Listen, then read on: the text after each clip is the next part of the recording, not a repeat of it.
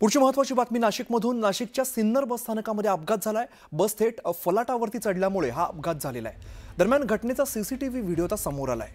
यामध्ये 4 ते 5 जण जखमी झालेले आहेत आणि एका मुलाचा यात मृत्यू झाल्याची माहिती समोर येते।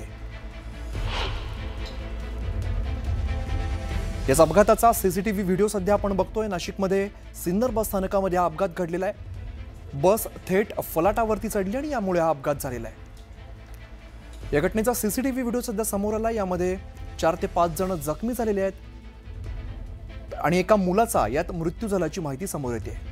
अचानकपणे ही बस या फलाटावरती चढली, त्यामुळे या ठिकाणी जे प्रवासी उभे होते त्यांच्या अंगावरती ही बस गेली। यामध्ये 4 ते 5 जण जखमी झाले आणि यात एका मुलाचा मृत्यू झाला अशी माहिती सध्या समोर येते।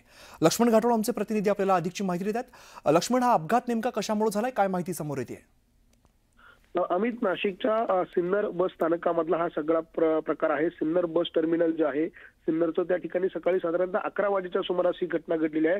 राष्ट्रीय परिवहन महामंडळाच्या एसटी बसने अचानकपणे ही बस जी आहे ती त्या ठिकाणी असलेल्या फलाट क्रमांक 6 वरती चढली आणि त्या ठिकाणी असलेल्या नागरिकांना या बसने चिरडलेलं आहे। आणि यामध्ये दुर्दैवानं आदर्श बोराडे या सिन्नर तालुक्यातील दापूर गावातील या 9 वर्षाच्या मुलाचा दुर्दैवानं यामध्ये मृत्यू झालेला आहे। केवळ 9 वर्षाचा हा मुलगा होता ज्याचा यामध्ये मृत्यू झालेला आहे। तर 4 ते 5 नागरिक जे या बस स्थानकावरती थांबलेले होते ते देखील या सगळ्या बस अपघातामध्ये गंभीर जखमी झालेले आहेत। त्यांच्यावरती नाशिकच्या वेगवेगळ्या हॉस्पिटलमध्ये उपचार केले जात आहेत।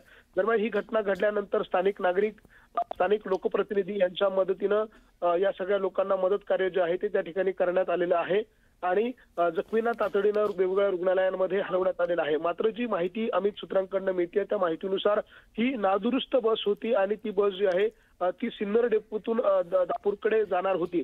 मात्र बस या ठिकाणून ज्या वेळेला काढण्यात आली त्याच वेळेला बस चालकाचं नियंत्रण जे आहे ते या बसवरचं सुटलं आणि तो थेट बस जी आहे ती या फलाटावरती घातली आणि त्या ठिकाणी असलेल्या 5 ते 6 नागरिकांना या बसने चिरडलेलं आहे।